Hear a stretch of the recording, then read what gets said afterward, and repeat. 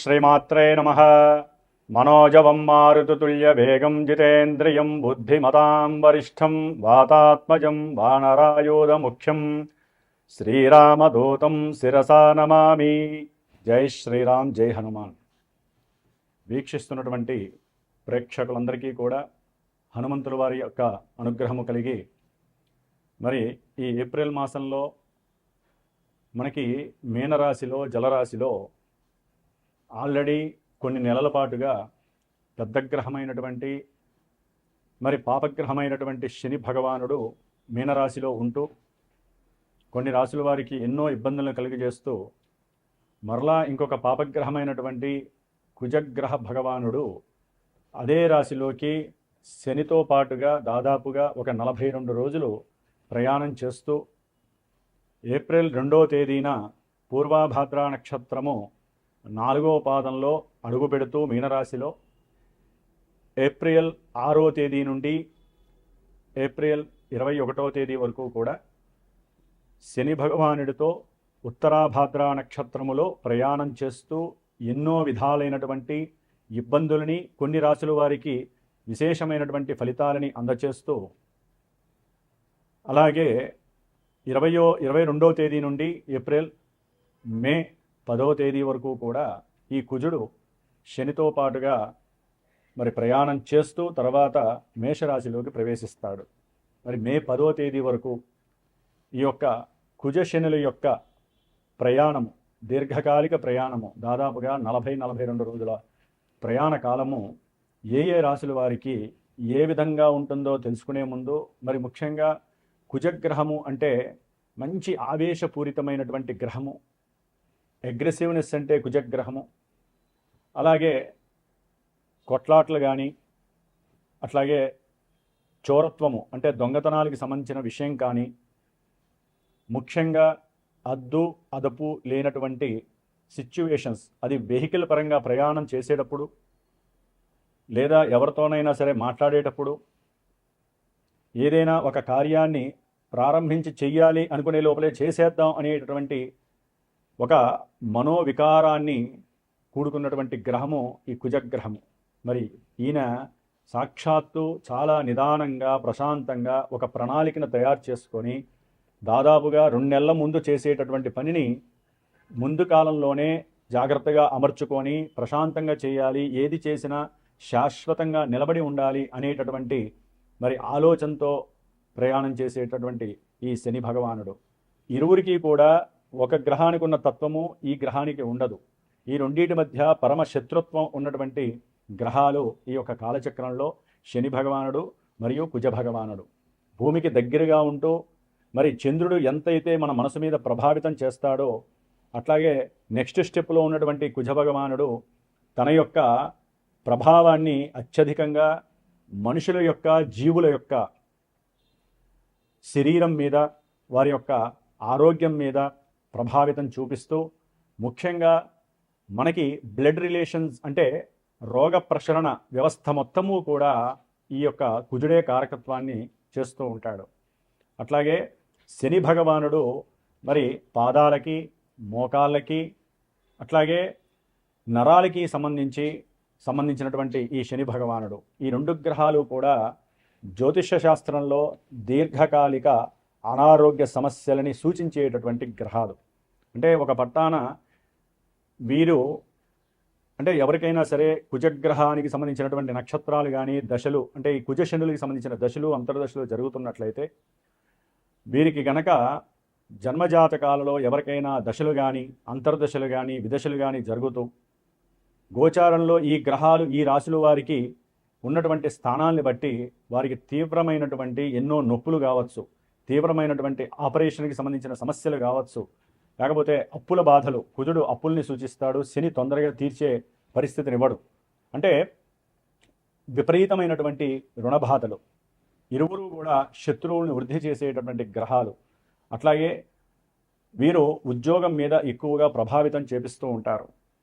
ఉద్యోగం తొందరగా రాదు, వస్తే ఓ పట్టాన వారు దాంట్లోంచి వెళ్ళిపోరు. కానీ కుజుడు యొక్క ఆవేశపూరితమైనటువంటి మాటల వలన కావచ్చు, ఉద్యోగాలలో ఎన్నో సమస్యలు రావచ్చు. ఇట్లా ఎన్నో విధాలైనటువంటి ఆటలు, క్రీడాకారులు కావచ్చు, అట్లాగే రాజకీయ నాయకులు కావచ్చు, కోల్ బిజినెస్లకి సంబంధించి, ఆయిల్ బిజినెస్లకి సంబంధించి, వాటర్లో పనిచేసేటటువంటి వారు కానివ్వండి, బొగ్గు గనుల్లో చేసేవాళ్ళు, అట్లాగే రైల్వేకి సంబంధించినటువంటి ఉద్యోగాలు చేసేవాళ్ళు, ముఖ్యంగా ఎవరైతే హాస్పిటల్స్కి సంబంధించినటువంటి నర్సుల దగ్గర నుంచి డాక్టర్ల వరకు వారికి సంబంధించిన వాళ్ళు కావచ్చు, అనస్థీషియా డాక్టర్లు కావచ్చు, ఆపరేషన్స్ ముఖ్యంగా సర్జన్స్కి సంబంధించినటువంటి వారు కావచ్చు, ఇట్లా డాక్టర్ రంగానికి, వైద్యశాలలకి, వైద్య రంగానికి సంబంధించిన ఏ వృత్తులకైనా వారికైనా సరే ఇది కొంత ఆగమ్య గోచరమైనటువంటి పరిస్థితి. కొన్ని రాశుల వారికి అనుకూలమైనటువంటి పరిస్థితులు కూడా కనిపించేటటువంటి సమయం ఈ 41 రోజులు కూడా. కాబట్టి ఎవరైనా సరే ఈ యొక్క 41 రోజులు కుజుడు, శని వారు ఏ రాశుల వారికి, అట్లాగే మీ జన్మలగ్నాల్లో గనక దశలు అంతర్దశలు గనక సరిగ్గా జరగకపోయినా ఎన్నో రకాలైనటువంటి తీవ్రమైనటువంటి శత్రు రోగ రుణబాధలతో పాటుగా ఎన్నో రకాల యాక్సిడెంట్లు, అట్లాగే తీవ్రమైనటువంటి ఒత్తిడి వలన రక్త ప్రసరణ వ్యవస్థ స్తంభించేటటువంటి పరిస్థితి, హార్ట్ అటాక్స్కి సంబంధించినటువంటి పరిస్థితులు, ముఖ్యంగా శరీర వ్యవస్థ శుష్కించటము, అనారోగ్యము, ఏదో తెలియని పోగొట్టుకున్న వారిని అనుభవించేటటువంటి పరిస్థితులు అనుభవించటము, కోపావేశాలు అధికమవ్వటము, అట్లాగే వీరు నిదానంగా ఉన్న అవతల వాళ్ళు ఉండనీయకుండా ఎన్నో రకాల ఇబ్బందులు క్రియేట్ చేయడం, ఇట్లా ఎన్నో రకాల సమస్యలతో ఈ 40 రోజులు ఉంటాయి. కాబట్టి తప్పకుండా ఎవరైతే మేష వృశ్చిక రాశి వాళ్ళు కానివ్వండి, మకర కుంభ రాశుల వారు, అట్లాగే ఇంకా మనకి ఏలినాడు శని నడుస్తున్నటువంటి రాశుల వారు కుంభము, మీనము, మేషము, సింహరాశి అష్టమ శని, అట్లాగే వృశ్చిక రాశి, ధనుస్సు రాశి, ఇట్లా అసలు లెక్క ప్రకారం అయితే వీరి యొక్క దృష్టిలు కూడా లెక్కలోకి తీసుకుంటే అన్ని రాశుల వారు తప్పకుండా ప్రపంచ శ్రేయస్సు కోసము, ఇప్పుడు మనకున్న కళ్ళ ముందు నడుస్తున్నటువంటి యుద్ధాలు ఆగిపోవడం కోసం, అట్లాగే మనకి కూడా జీవితకాలంలో పడుతున్నటువంటి ఎన్నో శత్రు రోగ రుణ బాధల నుంచి విముక్తిని కలిగించమని ప్రార్థిస్తూ, ముఖ్యంగా ఎవరికైతే ఉద్యోగపరమైనటువంటి ఇబ్బందులు ఎదుర్కొంటున్నా, లేదా గృహ సంబంధిత పరమైనటువంటి విషయాలు ఏవైనా సరే, భూములు కొన్నా, వేరే వాళ్ళు కబ్జా చేసినా, లేకపోతే కొందామని కొంత డబ్బిచ్చి మోసపోయినా, లేదా మీ యొక్క గృహాలలో ఎవరైనా ఉండి వారు అద్దె కట్టకపోయినా, లేకపోతే ఇల్లు మాదే అని గొడవలు పడ్డా, అన్నదమ్ములు కొట్టుకుంటున్న అన్నదమ్ముల పరంగా ఆస్తిపాస్తుల విషయాలలో లాంగివ్గా అంటే ఎక్కువ కాలంగా తీవ్రమైనటువంటి కోర్టు సమస్యలు అనుభవిస్తున్న, ప్రయాణాలలో మరి ఎన్నో ఆటంకాలు అడ్డంకులు, ఊరికినే ప్రయాణాలు చేస్తూ పడిపోవటము, బండ్లకి సమస్య రావటము, అంటే వెహికల్స్ ఏదన్నా ఉంటే వాటికి మరమ్మతులు ఎక్కువగా జరగటము, లేకపోతే నూనెకి సంబంధించిన బిజినెస్ కానీ, లేకపోతే కారానికి సంబంధించి అంటే ఎండుమిరపకాయలు, పచ్చిమిరపకాయలు, ఇట్లా ఎన్నో రకాలైనటువంటి కూరగాయలు అమ్మేటటువంటి వారికి, ఇట్లా ఎన్నో రకాలైనటువంటి బిజినెస్లు వాళ్ళకి కొంతమందికి ఇబ్బందులు కలిగేటటువంటి పరిస్థితులు ఉంటాయి. కాబట్టి తప్పకుండా శ్రీరామ రామ రామేతి మంత్రాన్ని 108 సార్లు నిత్యము 41 రోజులు చేసుకుంటూ, హనుమాన్ చాలీసా రోజు 11 సార్లు చదవండి.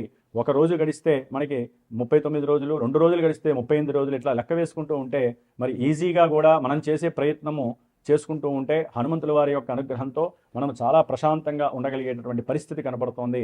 మరి మేషరాశి నుంచి మీనరాశి వారి వరకు, అశ్విని నక్షత్రం నుంచి రేవతి నక్షత్రం వరకు ఎవరెవరు ఏ విధంగా ఈ కుజశనుల యొక్క బారిన పడి ఎవరు ఇబ్బందులు పడతారో, ఏ రాశుల వారికి శుభప్రదమైనటువంటి విషయాలు కలుగుతాయో తెలుసుకునేటటువంటి ముందు జై శ్రీరామ్, జై హనుమాన్.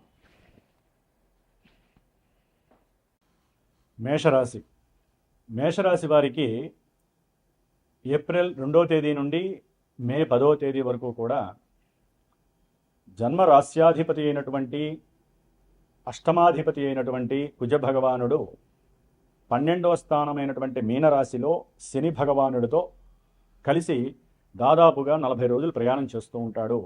మరి వీరికి ముఖ్యంగా మేషరాశి వారికి ఆరోగ్య విషయాలలో ఎన్నో చేదు అనుభవాలు ఎదురయ్యే అవకాశాలు ఎక్కువగా ఉన్నాయి. కొన్ని ప్రమాదాలు, వాహనపరమైనటువంటి ప్రమాదాలు వీరికి మళ్ళీ జీవితంలో మనం కోలుకుంటామా లేదా అనేటటువంటి ఒక మానసిక భ్రాంతిని కూడా కలుగజేసే అవకాశము ఈ 40 రోజుల్లో కనిపించే అవకాశాలు ఎక్కువగా ఉన్నాయి. ఎందుకంటే వీరి యొక్క కోపము, ఆవేశము, ఏదైనా సరే గృహంలో చిన్న గొడవ జరిగినా, లేదా బంధువులతో ఏదైనా తగాదా లాంటివి పడ్డా, అన్నదమ్ముల మధ్య ఏదైనా సరే ఆస్తుల పరంపర విషయంలో, కోర్టుకు సంబంధించినటువంటి విషయాలలో వీరికి నెగిటివ్గా ఏదైనా సరే ప్రాక్టికల్గా కనిపించినా తట్టుకోలేక ఆవేశంలో వీరు ప్రయాణాన్ని ఎక్కడికొక్కడికి వెళ్ళిపోవాలి అనేటటువంటి ప్రయాణాన్ని సాగించే క్రమంలో యాక్సిడెంట్లు జరగడానికి ఎక్కువ మోతాదు అవకాశం ఉన్నది.